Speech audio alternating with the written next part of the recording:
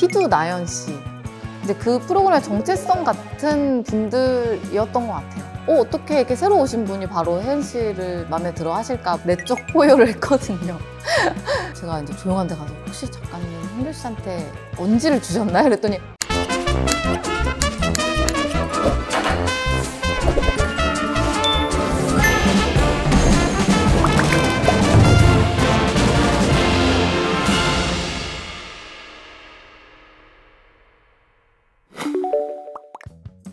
안녕하세요. 저는 고려대 국어국문학과 05학번이고 지금은 JTBC에서 예능 PD로 일하고 있는 이진주 PD라고 합니다. 나는 되게 자상한 사람이야 라고 내 입으로 말하는 것보다는 내 전 연인이었던 사람이 이 사람이 굉장히 저에게 자상하게 했어요 라고 하는 게 이 사람의 캐릭터에 훨씬 설득력이 생기는 거죠. 그 캐릭터가 매력적이라면 훨씬 더 긍정적으로 작용을 하겠죠. 연애남에 나왔던 용우 씨가 동생을 굉장히 극진하게 보살피면서 어린 시절을 보냈는데 그걸 동생의 입으로 제가 어렸을 때 오빠가 이렇게 저한테 해줬어요. 이렇게 얘기하면 좀 더 용우 씨의 매력이 더 살아나고 이제 용우 씨의 동생인 주연 씨에 대한 매력도 뭐 용우 씨의 입을 통해서 주연이가 어떤 사람이었어요. 이렇게 얘기해 주는 게 출연자의 캐릭터를 강화하는 데 있어서 되게 좋았다고 생각이 들어요. 왜냐면 이게 일반인 프로그램이다 보니까 저 사람 누군데? 이렇게 보게 되는데 그 사람이 어떤 사람인지 주변에서 막 이렇게 얘기해주면 훨씬 더 그 사람에 대한 캐릭터가 분명해지고 저 사람 진짜 좋은 사람인가 보다 이렇게 믿게 되겠죠. 그때 혜은 씨가 규민 씨랑 나연 씨랑 데이트를 가는 거를 보면서 잘 갔다 와 하고 울진 않으셨던 것 같아요. 근데 그 울음을 참으려고 하는 모습이 너무 진정성이 있고 당연히 진정성 있죠. 그거 진짜니까. 그러니까 사실 그 거울 뒤에는 저희 감독님이 계시거든요. 감독님이 그걸 찍고 계시는 거고 혜은 씨는 감독님의 존재를 인지하지는 못한 채 이제 거울을 보는 자기 얼굴을 보게 되는 그런 상황이었는데 그걸 적당히 이제 편집을 할 수도 있고 그냥 끊을 수도 있긴 했어요. 시청자로 하여금 내가 그 사람 바로 앞에 있는 것 같은 느낌을 전달할 수 있겠다. 카페에서 누군가 울고 있어요. 그러면 그 사람을 왜 울지? 흘낏흘낏 보지. 이렇게 계속 얼굴 앞에 대고 이렇게 관찰할 수는 없잖아요. 어떤 사람의 긴 감정을 바로 앞에서 이렇게 보는 듯한 느낌을 주는 게 시청자한테는 어떤 새로운 경험일 수 있겠다? 기억에 남는 클립이 되겠다 이런 생각이 들긴 했었어요. 제작하면서. 그때 카메라 감독님이 뭐 점심을 먹으러 가셨거나 부재하실 수도 있거든요. 근데 그때 그 카메라 감독님이 계셔주셔서 감독님 감사합니다. 그쵸. 왜냐면 저희도 그때 포효를 했거든요. 내적 포효를 했거든요. 어떻게 이렇게 새로 오신 분이 바로 혜은 씨를 마음에 들어 하실까? 물론 저희 눈에도 혜은 씨가 너무 매력적이었으니까 좀 누군가와 잘 이어지고 그랬으면 좋겠다 이런 생각이 들었었는데 제가 이제 조용한 데 가서 혹시 작가님 홍규 씨한테 언지를 주셨나요? 그랬더니 절대 그렇지 않았다는 거예요. 절대 그렇지 않고 자기도 너무 놀랬다는 거예요. 저희도 그렇게 놀랬을 만큼 좋았던 순간이었어요. 형규 씨랑 혜은 씨랑 눈싸움하는 씬이 있었거든요. 그걸 이제 후배 PD가 편집을 했는데 그 친구는 되게 게임이나 뭔가 좀 재밌는 걸 되게 좋아하는 친구였어요. 그래서 그거를 약간 신서유기 스타일로 눈싸움이 게임이다 라는 생각으로 툭탁툭탁툭탁 해서 누구 승 이렇게 편집을 했어요. 와 재밌다 하고 봤는데 마지막에 이제 편집실에서 그걸 혼자 이렇게 보는데 한번 원본을 보고 싶은 거예요. 그 원본에서 느껴지는 거는 서로에 대한 너무 호감이 느껴지는 거예요. 살짝 오그라들거나 좀 느끼할 수 있을 것 같은 음악을 깔아봤는데 그게 박재범님의 아이즈라는 곡이었는데 눈싸움이니까 이제 제가 아이로 검색을 해서 찾은 거예요. 분위기가 확 달라졌죠. 되게 퉁퉁퉁하는 그런 게임 편집에서 되게 로맨틱한 장면으로 바뀌었는데 일부러 자막도 넣지 않았어요. 자막을 넣으면 얼굴이 안 보이고 사람이 본능적으로 밑에 있는 글씨를 읽게 되거든요. 그래서 그냥 이 두 사람의 얼굴만 봐라라는 생각으로 음악이랑 그림만 나왔었는데 괜찮은 결정이었던 것 같습니다.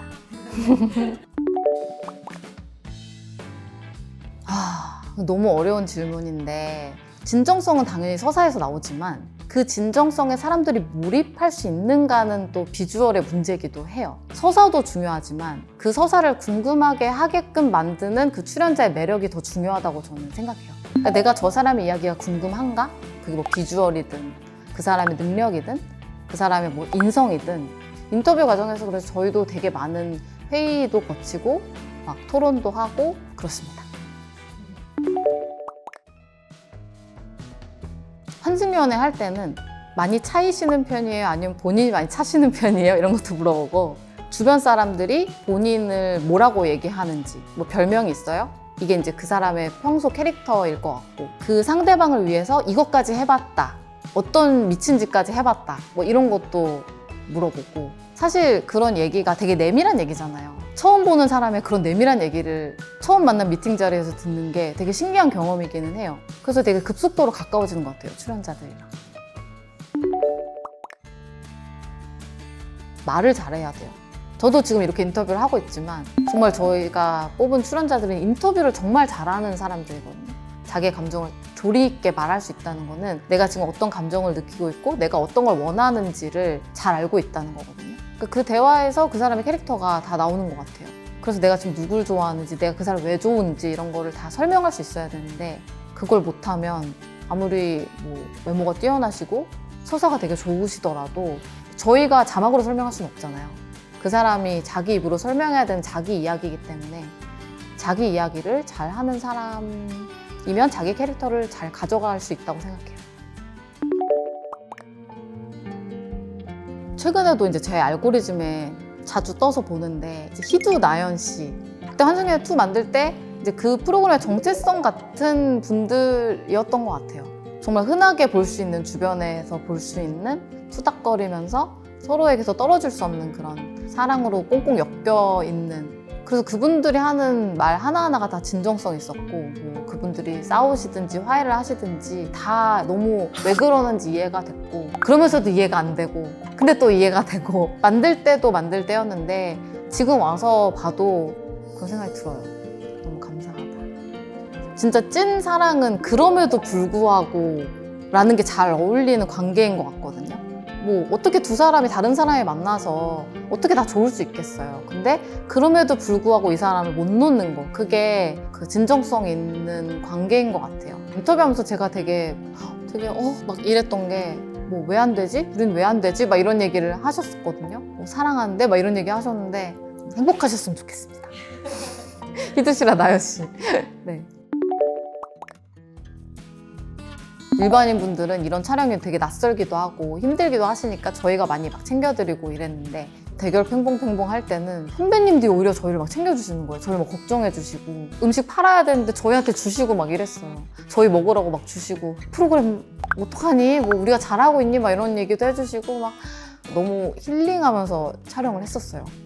되게 따뜻했다. 너무 힐링되는 촬영 현장이었다. 네, 너무 좋았습니다.